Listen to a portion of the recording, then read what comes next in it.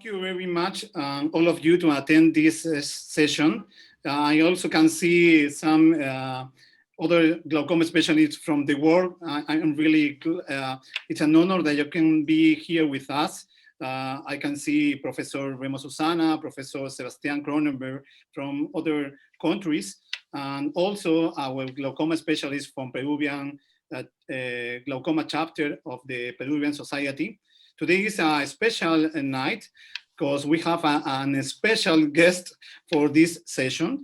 You also know that glaucoma chapter of Peruvian Society meets every third Wednesday of the month, sometimes at this hour, and sometimes at 8 p.m. local time. And you also are you can be here all month. We have a special guest, but today is a special night.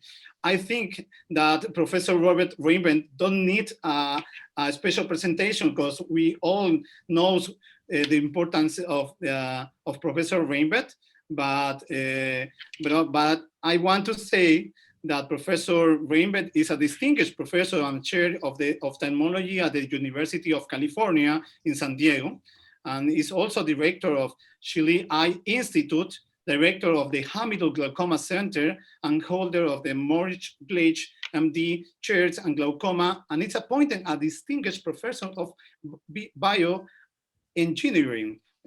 Professor Reinvent is a co-founder of the World Glaucoma Association, and he was a past president of the Glaucoma World Association, the American Glaucoma Society, the ARVO, and the foundation of the American Glaucoma Society and Latino American Glaucoma Society. He trained more than 117 postdoctoral fellows in glaucoma, and he is the chief editor of the International Glaucoma Review with more than 17,000 of citations. It's really an honor that in this night and the Glaucoma Society, Glaucoma chapter and Peruvian Society, we have a special guest and speaker in this night. Professor Robert Reinvent will be talk about 24 hours personalizing glaucoma management with a 24 hours intraocular pressure. Please, Professor, you can share your screen, and we are really expecting this great lecture. Thank you very much. Okay, let's see here.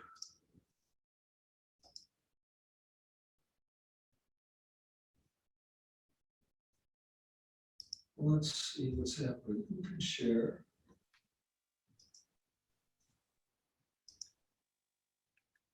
You can allow to share.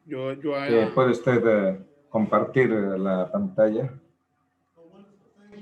Excelente. Muchas gracias por la presentación.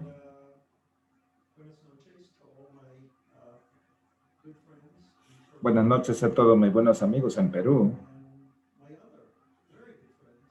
y a mis otros buenos amigos de Sudamérica, la doctora Susana. La saludo especialmente. Me voy a referir acerca de personalizar el glaucoma con la presión intraocular de 24 horas.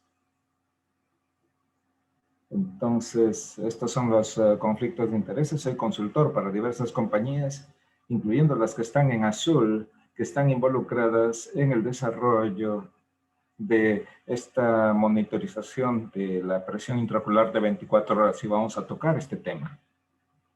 Entonces, comencemos realmente por este punto clave. La presión intraocular, o la IOP por sus siglas en inglés, Intraocular Pressure, es el único factor de riesgo tratable para el glaucoma. Entonces, se puede identificar otros factores de riesgo, pero realmente lo que nosotros hacemos es trabajar con la presión intraocular. Este es el doctor Hans Goldmann, un oftalmólogo suizo, que escribió muchos artículos innovadores y la tonometría Goldman, la tonometría de atonación. En el momento que él introdujo la tonometría, él reconoció que tenía muchas desventajas o muchas limitaciones. Este tipo de tomografía, o quizás la más grande desventaja que tiene, es que solamente nos muestra una fotografía instantánea, no una medición de un valor aislado de la presión. Y la presión intraocular es un parámetro muy dinámico. Cambia de momento a momento y cambia de día a día también. Y el problema con tener una sola medición de la presión intraocular es que usted puede ver a un paciente, se mide la presión intraocular y puede verlo usted nuevamente, se le vuelve a medir la presión intraocular y otra vez. Pero, ¿qué sucede si simplemente sucede que en el momento que usted le mide la presión, usted está encontrando un periodo de subida durante el día y quizás esté sobreestimando estos valores de la presión intraocular? A la inversa, si usted mide la presión y resulta que la está midiendo cuando está en los puntos más bajos del día, entonces usted estaría subestimando la presión y la presión intraocular real sería mayor, pero usted no estaría detectando estos valores. La presión intraocular varía de momento a momento, de minuto a minuto, si se quiere. Digamos, de minuto a minuto, insisto, y aún así varía en el orden de segundos. Y podemos ver que dependiendo del momento en que usted mide la presión intraocular, esta puede ser elevada o puede ser baja. También sabemos que la presión intraocular, sea que usted evalúe individuos saludables o individuos con glaucoma, los valores máximos de la presión intraocular en la mayor parte de los individuos ocurren por la noche, ¿no? Durante las horas de la noche. Entonces, tenemos que la presión intraocular no se preserva, no se mantiene a la misma hora del día o en diferentes días. La presión no necesariamente será la misma. Y sabemos ahora, entonces, que la presión intraocular en horas específicas, en un día dado, no proporciona una información significativa con respecto a la misma, la presión intraocular, en horas específicas de otros días.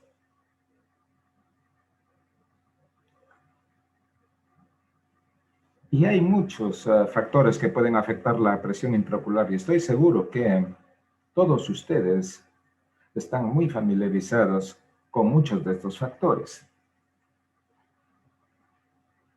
Y particularmente en cómo pueden afectar a los pacientes el estrés, la posición del cuerpo, mostraremos un poquito más de esto más adelante, la posición de la cabeza, parpadear, movimientos oculares, frotarse los ojos, ingesta de líquidos, cafeína, el ciclo hormonal, las estaciones, corbatas apretadas, anteojos, almohadas, los instrumentos para la presión arterial, instrumentos de viento, yoga, y el sexo también influye.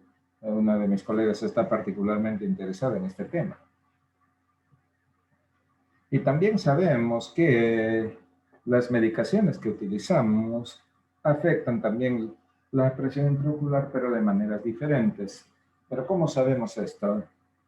Podemos tomar dos medicamentos que afectan la presión intraocular muy similarmente en horas del día. Y si los miramos a lo largo de 24 horas, podemos ver entonces que son completamente diferentes. Aquí tenemos un ejemplo de un grupo de pacientes que estudiamos años atrás. Y se nos muestra la curva diurna típica. La presión intraocular tiende a bajar en horas del día, aumenta en el periodo de las horas de la noche y caen nuevamente al despertarse. Entonces hicimos esta investigación. Les dimos una prostaglandina o un beta bloqueador durante un mes y luego los llevamos a nuestro laboratorio de sueño y medimos la presión otra vez. Y estos pacientes con la prostaglandina, la primera vez, luego fueron pasados al segundo mes para el beta bloqueador. Y los que tenían el beta bloqueador, quién recibía qué medicamento se determinó al azar. Entonces, cada paciente tuvo estas medicaciones y lo que encontramos fue algo que todo el mundo sabe. Los beta bloqueadores son muy efectivos en horas del día, pero también aprendimos que en la noche los beta bloqueadores no hacen absolutamente nada con respecto a la presión intraocular. Pero sabemos que los beta bloqueadores pueden reducir la presión arterial en la noche. Y solamente pensar tienen un muy buen efecto en la presión arterial, pero esto no significa efectos en la presión intraocular. Y la presión de perfusión es modificada por el beta bloqueador, y esta presión de perfusión es aún mayor en el glaucoma con la presión intraocular. Ahora, las prostaglandinas tienen una acción similar durante el día a los beta bloqueadores. Quizás son un poco más efectivos, típicamente entre 1 a 2 milímetros de mercurio, más efectivos durante el día. Pero miren qué pasa por la noche. Los análogos de prostaglandina, en este caso la Tanoprost, fue efectivo en horas de la noche y también en horas del día. Y el análogo de prostaglandina no reduce la presión arterial. Entonces, ¿qué hace con la presión de perfusión? Reduce la presión intraocular, pero no afecta la presión arterial. Y aumenta la presión de perfusión, y probablemente ese es un buen efecto. Pero si simplemente miramos las presiones en horas del día, vemos que no hay gran cosa de diferencia. Entonces, ni siquiera sabemos hoy en día cuáles son los parámetros más relevantes de la presión intraocular, y en el caso de glaucoma en particular. La presión intraocular máxima es utilizada por la mayor parte de los clínicos para tomar decisiones. La presión intraocular media es la que está más extensivamente caracterizada, esto en estudios a gran escala. Y la fluctuación de la presión intraocular, la diferencia entre los valores máximos y mínimos, tiene información contradictoria. Hay muchos efectos que van en una u otra dirección. Entonces, ¿qué es lo que hay que hacer? Y es importante todo esto porque hay conceptos con diferentes drogas y diferentes efectos. Los análogos de prostaglandina son muy efectivos en horas del día y durante la noche. Y los inhibidores de la anhidrasa carbónica también no son efectivos durante el día y durante la noche. Y esto es en contraste con los beta bloqueadores, que son efectivos en horas del día y también en horas de la noche. Los alfa agonistas afectan durante el día, pero no durante la noche. Incidentalmente, si nos preguntamos acerca de la cirugía, la trabeculoplastía con láser y la trabeculectomía son ambas efectivas en el día y en la noche. Entonces, podemos movilizar las drogas de acuerdo con los efectos durante el día y durante la noche. Hay algunos que son efectivos solamente durante el día, y la idea es usar las medicaciones que funcionan todo el tiempo. Bueno, las horas del día son importantes. Si miramos otras condiciones médicas, entonces nos damos cuenta de esto. Por ejemplo, temprano por la mañana, el cortisol, la frecuencia cardíaca y la presión arterial están aumentados. Y probablemente sabemos que el infarto miocárdico y el accidente cerebrovascular son más frecuentes y más severos. Y algunos de nosotros tal vez hasta tienen artritis, y ustedes saben que al levantarse en la mañana hay un poco de rigidez y durante el día se sienten un poco mejor. En la tarde, agitación y confusión, Alzheimer, son típicamente peores. Y las alergias también empeoran. Y en la noche, para aquellos de ustedes que tengan asma, saben que los ataques de asma son más frecuentes y más severos. Y si tienen malestar epigástrico, es típicamente peor en horas de la noche, pero yo sospecho que el glaucoma también tiene sus horas, ya que la presión ocular alcanza un máximo en la noche, se elevan los niveles de azúcar en la sangre y cuando la presión arterial alcanza un mínimo. Y yo pienso que una gran parte del daño que los pacientes tienen con el glaucoma ocurre en horas de la noche. Y me hago entonces una pregunta muy simple y durante muchos años me he planteado esta pregunta. ¿No es absurdo, no es ridículo entonces manejar el glaucoma con mediciones únicas de la presión intraocular, cuando la presión intraocular varía a lo largo del día? Entonces hay una serie de abordajes que ahora se están investigando a fin de estar en capacidad de dar mediciones de la presión intraocular a lo largo de las 24 horas. Un abordaje es la medición temporal. Esto es con un sensor en un lente de contacto. Ustedes pueden haber oído hablar del Triggerfish, desarrollado por una compañía suiza, Sensomed, y mide el cambio de la curvatura de la córnea y luego la idea es traducir esto en la presión intraocular. Y hemos tenido mediciones bastante interesantes, podemos ver acá. Este es uno de los primeros pacientes en los cuales se colocó este lente de contacto y se coloca este parche y cada vez que parpadea hay una pequeña espiga justo aquí en este osciloscopio. Entonces se está midiendo algo que está relacionado con la presión. Este es el primer paciente en el cual hicimos la medición con este dispositivo Triggerfish y estamos muy contentos porque el paciente usó el lente de contacto por 24 horas y, por cierto, confirmó el trabajo que habíamos hecho en el laboratorio de sueño, mostrando que la presión intraocular alcanzaba un máximo durante las horas de la noche. Sea que el paciente tenga o no tenga glaucoma. Hay cientos de manuscritos que han sido publicados en Sensomed y Sensomed fue aprobado entonces y en Europa y se vendió y fue aprobado por la FDA de los Estados Unidos, pero nunca fue comercializado en los Estados Unidos este dispositivo. Entonces acá hay estudios bastante interesantes con este dispositivo mostrando aquí en el entrenamiento de resistencia, caminar, montar bicicleta, la presión sube con el ejercicio cardiovascular, en este caso caminar, correr, montar bicicleta, la presión intraocular baja un poco. Con meditación y yoga, la presión intraocular cae. Y si se toma una copa de vino en la cena, la presión intraocular también cae. Pero, sin embargo, había problemas con este tipo de dispositivo.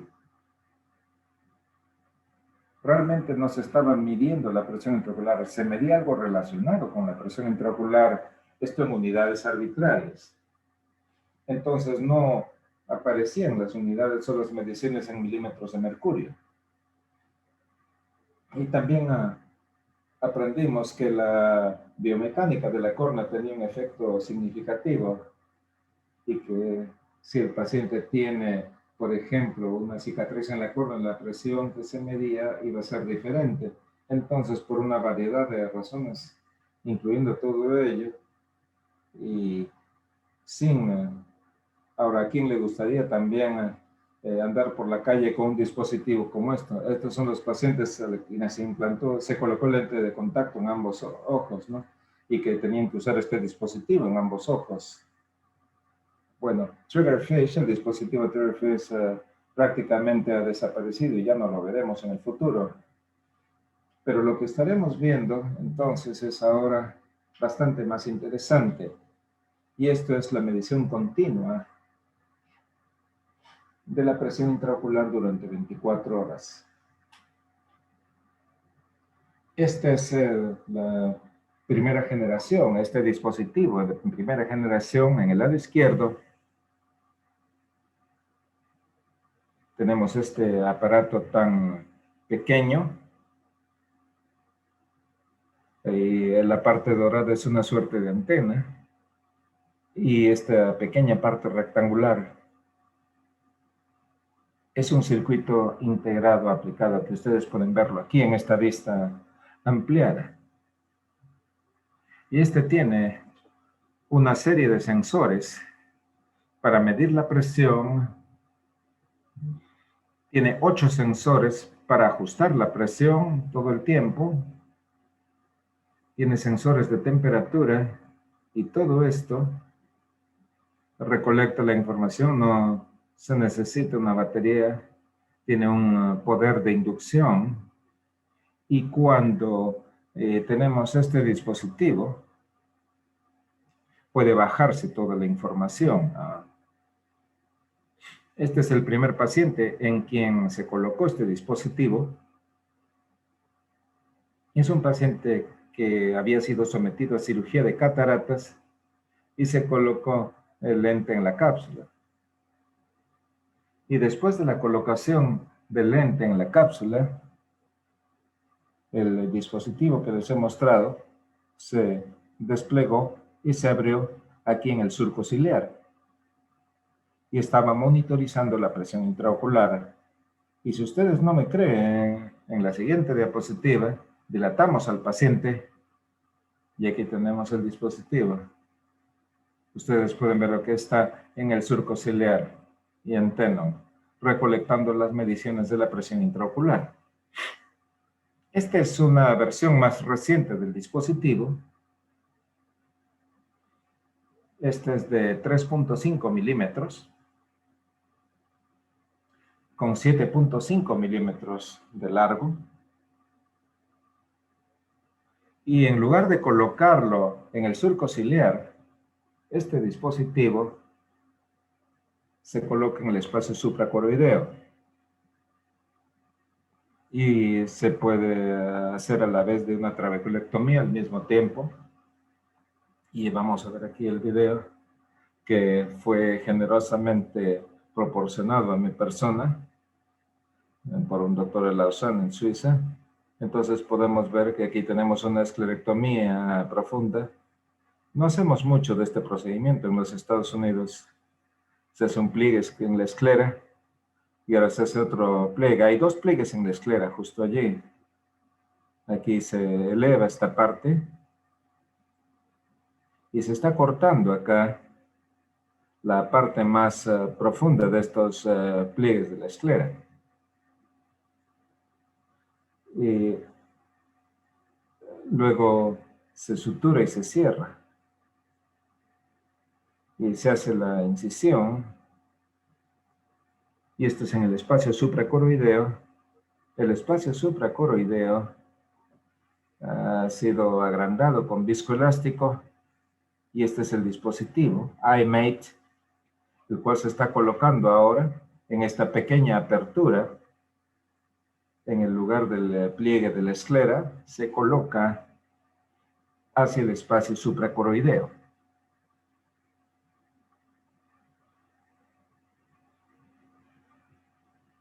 Y luego se coloca, este pliegue escleral se cierra. La sutura y la conjuntiva se cierran. Y tenemos la medición de la presión intraocular a 24 horas.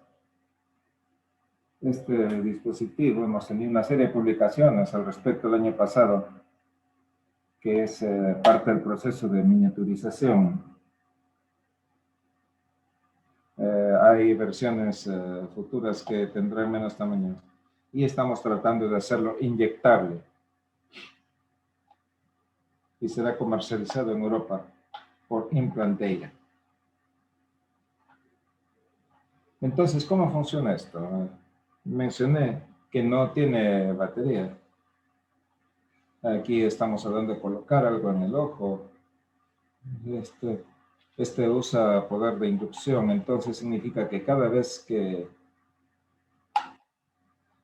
se emite una señal electromagnética y esto induce una corriente en el dispositivo y la corriente mide la presión y la percibe y la pasa al dispositivo medidor. Y luego se envía la información a la computadora, al iPad, a su celular. Puede ir al iPad o al celular del médico. Entonces, esta medición de la presión intraocular durante 24 horas proporciona valores bien directos. Entonces, ¿qué hemos aprendido? Bueno, estas son las primeras mediciones. Estos son con los primeros dispositivos que colocamos.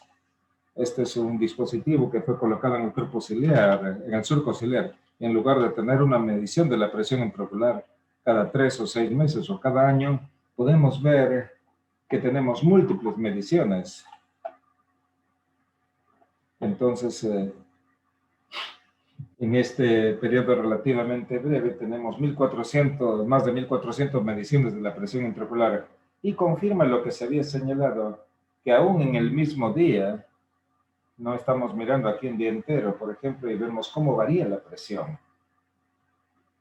10 milímetros de mercurio aquí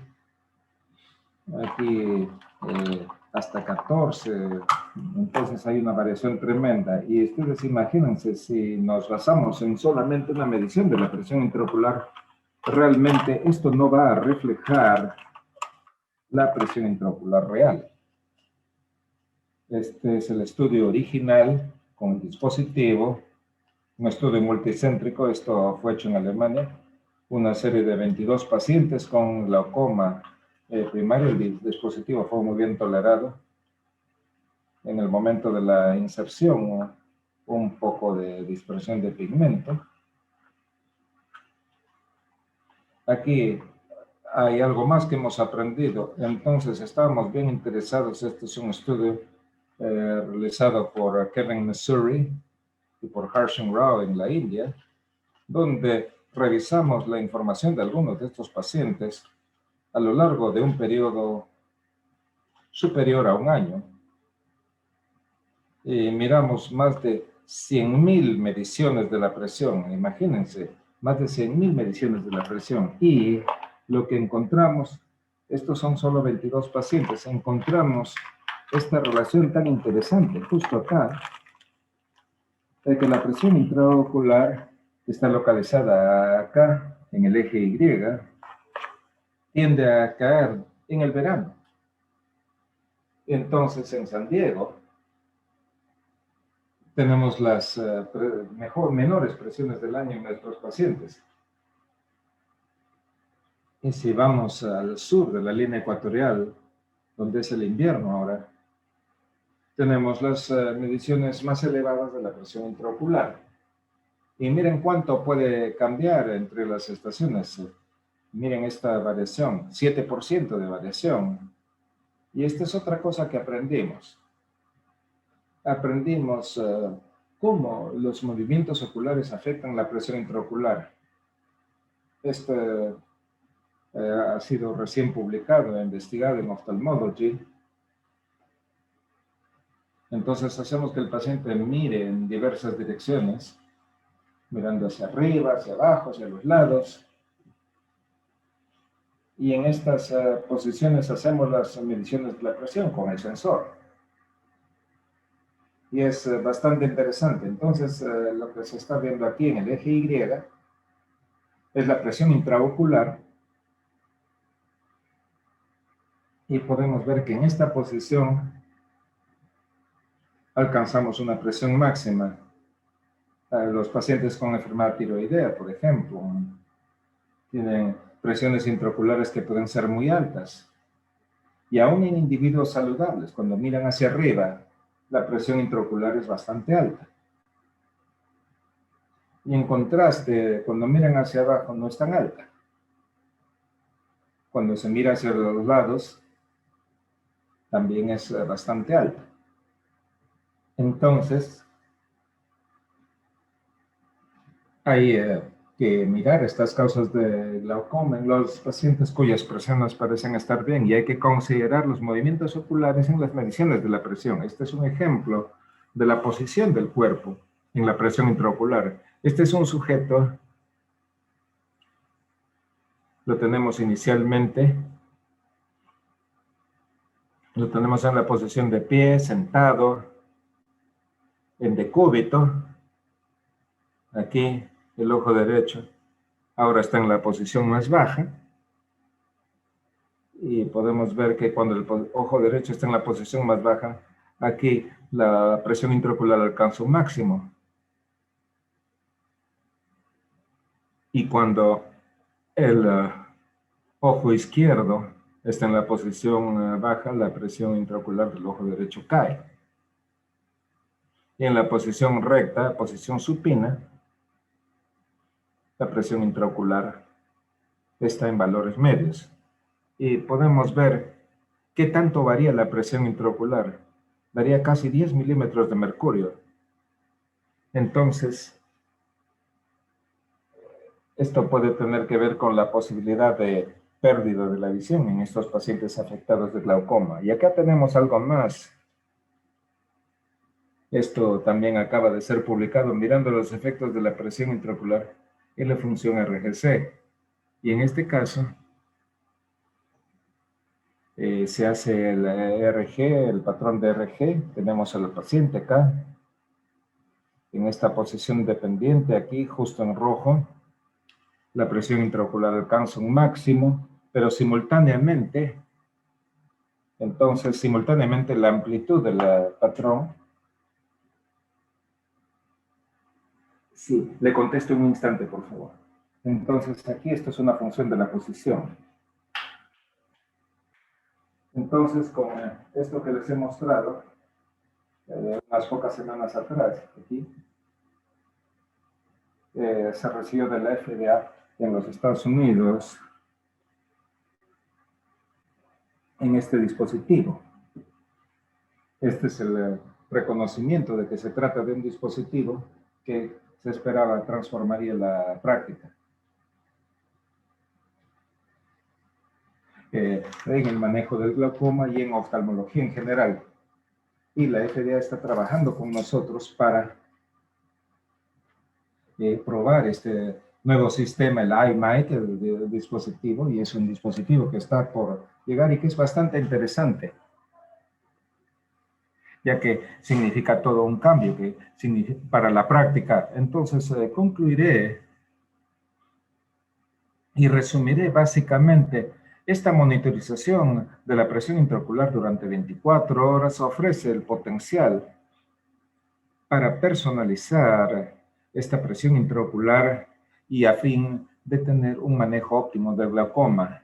Y durante muchos años hemos dicho que vendrá un cambio en el paradigma y confío bastante en esto, de que este cambio en el paradigma ya está a la vuelta de la esquina, ya que creo que cuando podamos hacer esto como rutina en nuestros pacientes, esto mejorará el manejo del glaucoma, permitirá tratamiento medicamentoso de liberación sostenida y no sabemos cómo hacer el seguimiento de estos pacientes, aun cuando tengamos las facilidades para el tratamiento. Esto mejorará también la adherencia con las medicaciones en estos pacientes. Y esto cuando la presión intraocular está elevada. Y por cierto, personas como yo estamos interesados en toda esta multitud o magnitud de información, ya que esto nos dará entonces un mayor y mejor conocimiento en cuanto al glaucoma. Entonces hay retos de todos modos, ¿no? La seguridad en el largo plazo con el uso de estos dispositivos, ¿no? Quizás sabemos lo que está pasando a 6 o 7 años, pero ¿qué pasará a 20 años? Y yo mencioné antes que estamos reduciendo los tamaños de los sensores para que sea más fácil aplicarlo. Y estamos pensando que deberíamos estar en capacidad de inyectar el sensor hacia la cámara anterior. Y que pueda hacerse esto en la práctica clínica. Y luego, ¿qué hacer con toda la información? Les he mostrado 100,000 puntos. ¿Qué pasa cuando tengamos 100 millones de mediciones, ¿no? ¿Cómo vamos a administrar esto, ¿no? Quizás se necesite estas estrategias de mayor aprendizaje, inteligencia artificial, y necesitamos reevaluar los patrones de prácticas, ya que en estos pacientes se necesita verse frecuentemente o quizás ir a cirugía más temprano, y también determinar qué pacientes están en el riesgo mínimo, quienes van a requerir la cirugía lo más pronto posible, ¿no? Entonces, esto nos permitirá asignar mejor los recursos disponibles. Y la pregunta es quién va a pagar por todo esto, ¿no? Vivimos en un país como Estados Unidos, que supuestamente tiene recursos, pero de todos modos hay limitaciones en los mismos. Pero sea como sea, la pregunta está pendiente. ¿Quién va a pagar por todo esto? Y eso es cierto en cualquier parte del mundo donde usted esté. Entonces,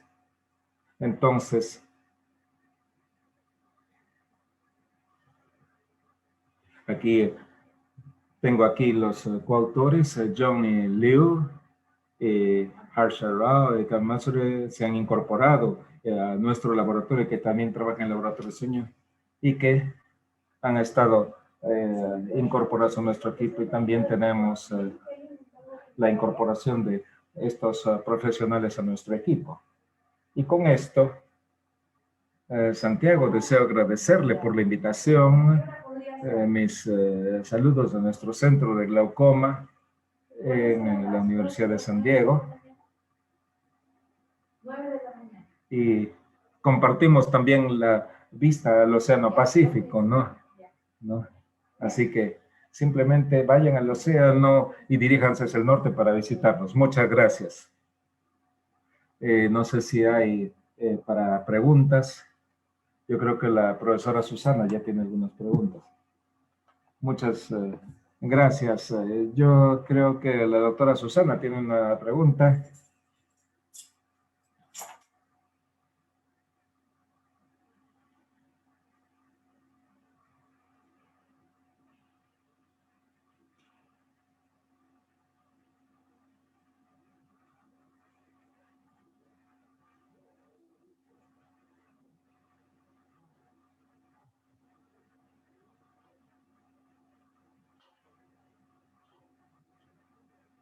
Usted sabe, usted conoce mucho más acerca de estos temas.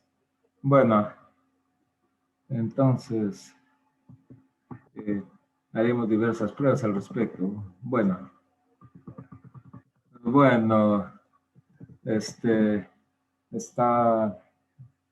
tenemos esta especialización.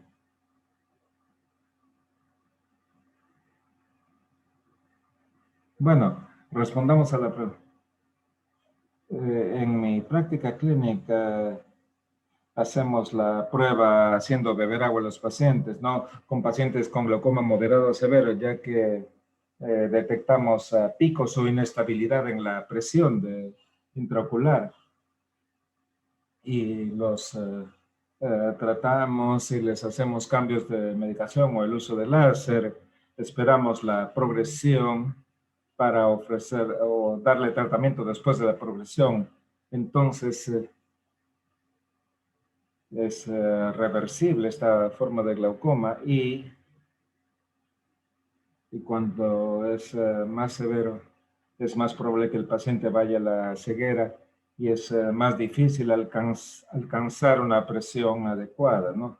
Entonces, con estas pacientes con valores moderados o severos de la presión, la idea es cambiar el tratamiento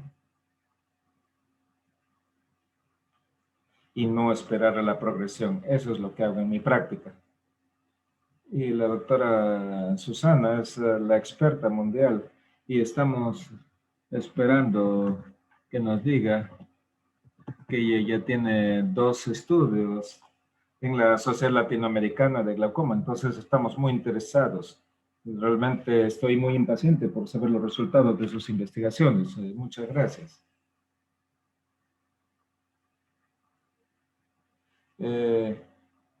Profesor, como usted sabe, por muchos años sabemos que la presión intraocular no se mantiene estable durante el día y durante la noche.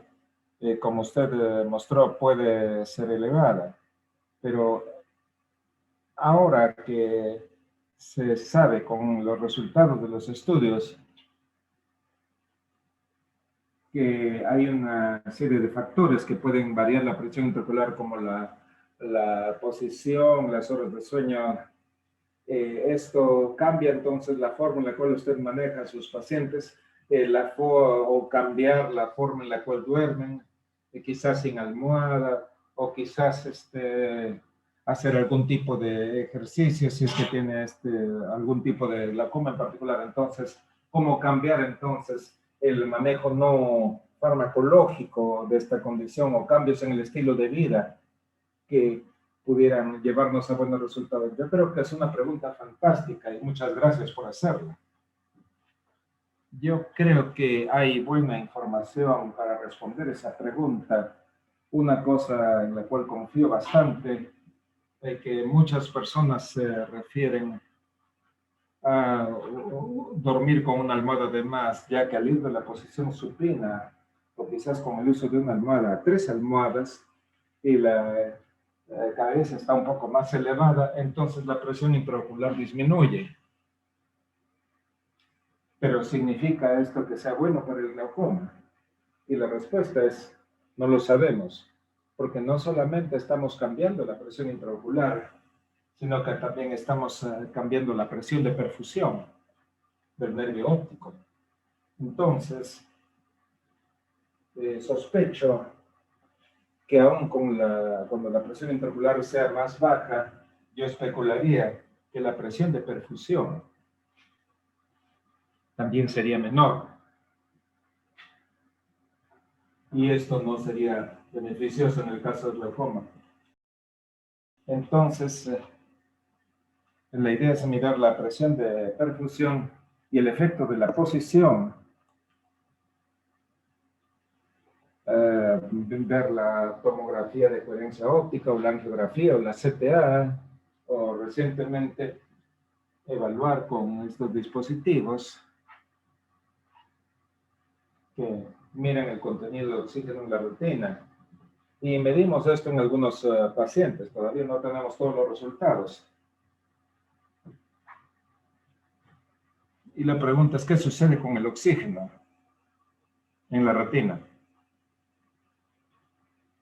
Los factores del estilo de vida en el glaucoma, estamos empezando a entender algunos de estos.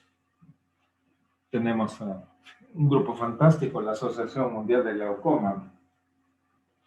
Entonces hay ciertos temas que son bastante urgentes. El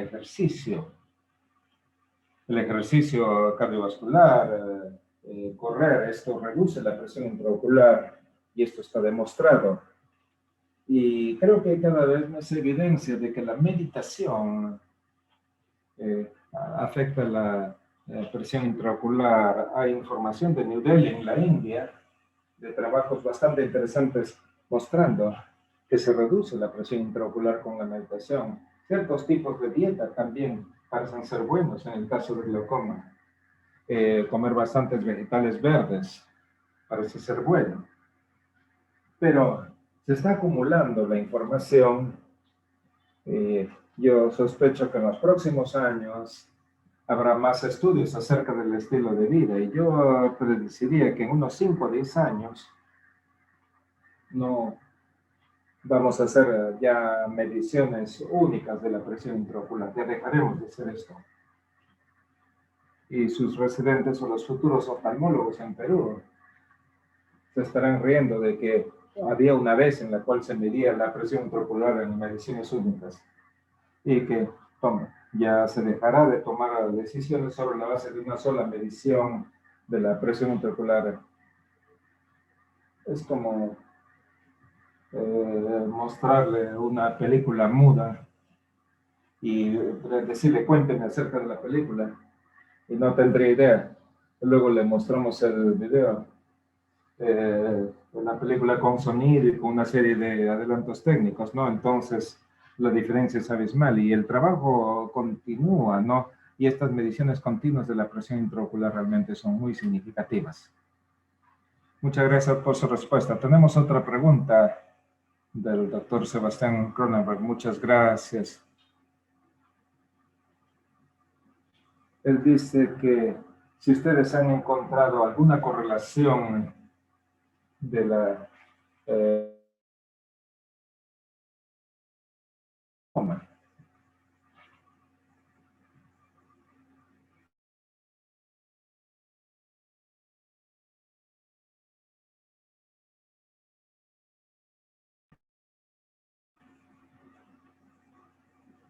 ha tomado mucho tiempo recolectar la información y entonces el estudio que se necesita hacer nos muestra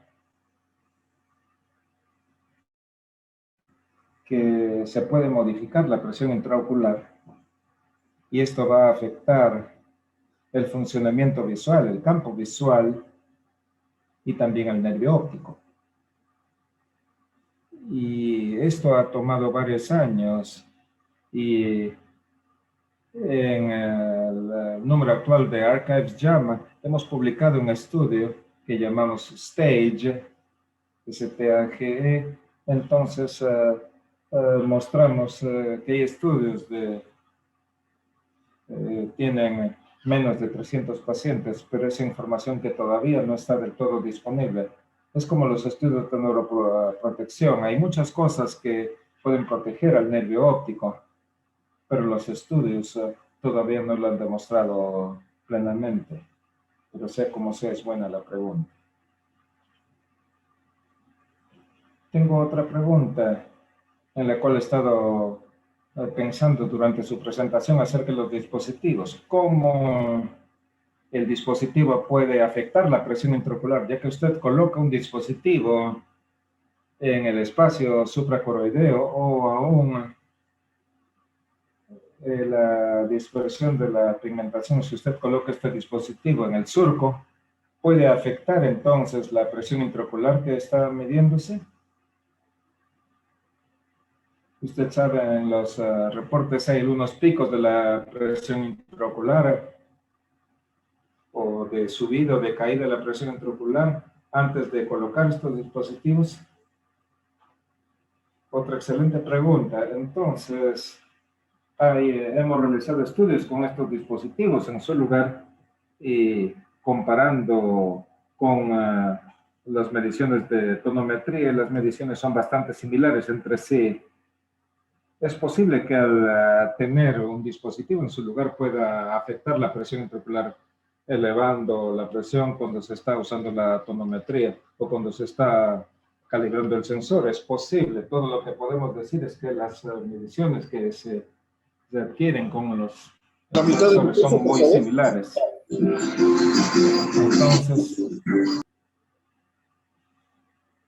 Entonces no dependen de si hay edema córneo o algunas otras variables.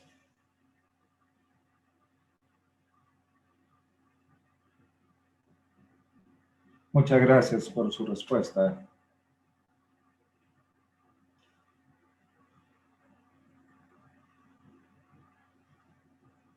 ¿Algunos minutos adicionales para alguna pregunta? Nos quedan algunos minutos.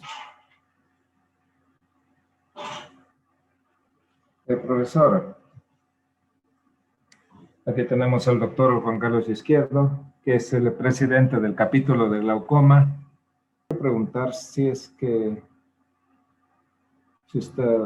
utilizando la estéresis corneal ahora para tomar decisiones en su práctica. Nosotros tenemos estas mediciones en todos.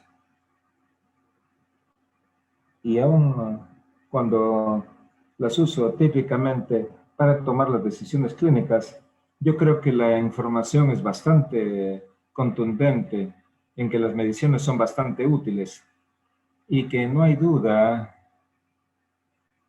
que tiene un buen valor predictivo. Y estoy contento que usted haga la pregunta, ya que me recuerda entonces que necesitamos hablar a algunos de nuestros fellows de investigación. Y algunos están en esta reunión y que este es un tema a estudiar. Lo hemos estudiado y todas las veces que lo vemos, consideramos que es útil en la práctica clínica. Estamos recolectando la información de manera tal que pueda utilizarse para tomar decisiones clínicas. Y yo creo que deberíamos Y yo creo que esta histeresis es bastante importante.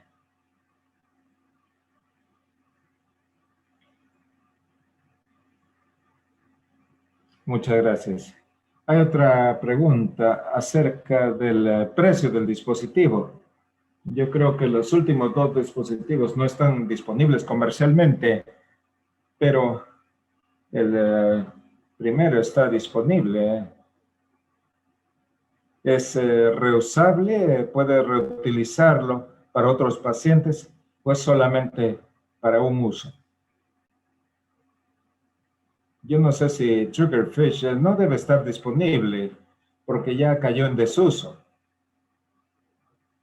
Entonces, si hay algún distribuidor que lo venda, yo no lo compraría para comenzar.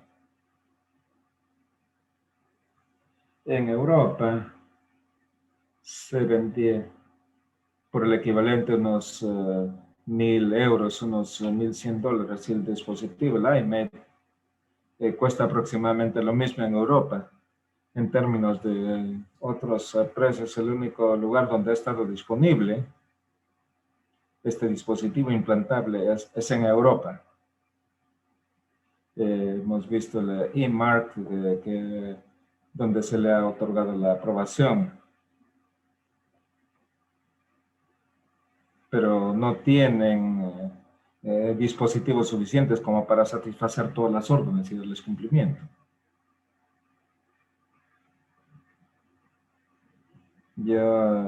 Nosotros pensamos que no es nada barato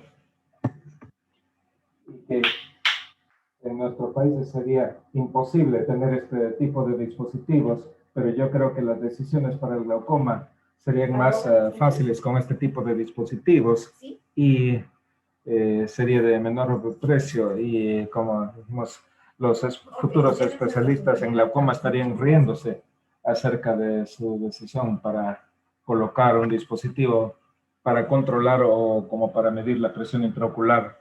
Sí, ustedes están lo cierto. Recuerda que las primeras computadoras que salieron, acuérdense lo costosas que eran. Entonces, en lugares como Perú, habrá personas que puedan comprarlo hasta que pueda ser ampliamente utilizado. Pero es asombroso que tan rápidamente pueden bajar los costos y cómo pueden popularizarse el uso de estos dispositivos.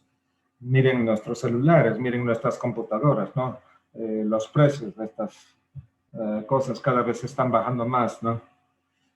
Claro, las compañías buscan elevar los precios añadiéndole características, pero esperemos que estos dispositivos tengan precios más accesibles para que puedan ser utilizados más ampliamente. Bien. No sé si hay alguna otra pregunta de los asistentes.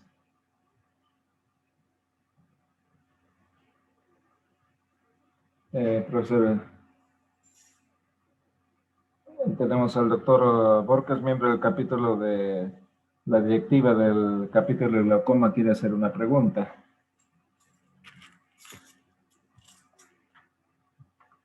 Bien.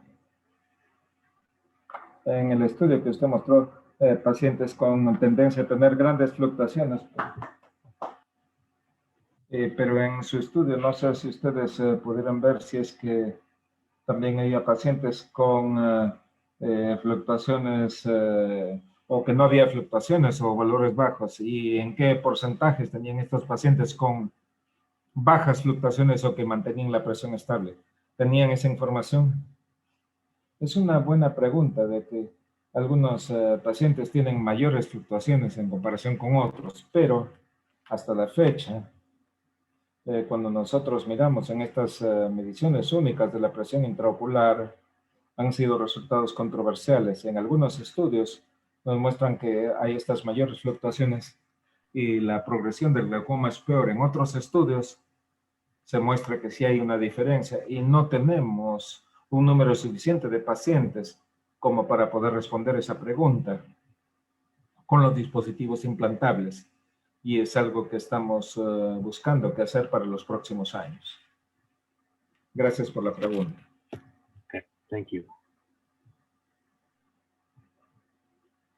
Bien, Yo creo que ha sido una excelente sesión de glaucoma. Yo deseo agradecer al profesor Greenberg. Es un honor que usted esté en vivo con nosotros, no en Perú, pero esperemos que para el futuro.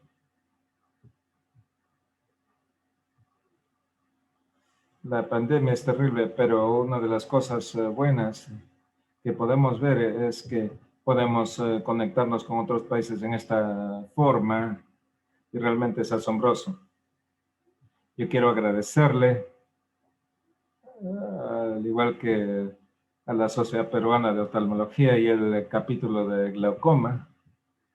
Deseamos agradecerle mucho a ustedes y también deseo apreciar la presencia de connotados especialistas en glaucoma, como el profesor Susana, el profesor Krockenberg y todos nuestros expertos peruanos. Y quizás tengamos otra ocasión donde podamos compartir entonces y poner ya su visita en vivo para visitar lugares hermosos aquí en Perú. Muchas gracias, profesor Ben. Y muchas gracias por la invitación. Lamento no poder aceptar las invitaciones para estar en persona, pero estoy muy contento que podamos conectarnos en esta forma. Y les deseo a todos ustedes que estén bien y que sigan cuidándose. Tienen el virus lambda, o nosotros tenemos el delta, así que la situación está difícil. Gracias y buenas noches. Nos vemos el siguiente mes con otra sesión del capítulo de glaucoma. Es el tercer miércoles de cada mes.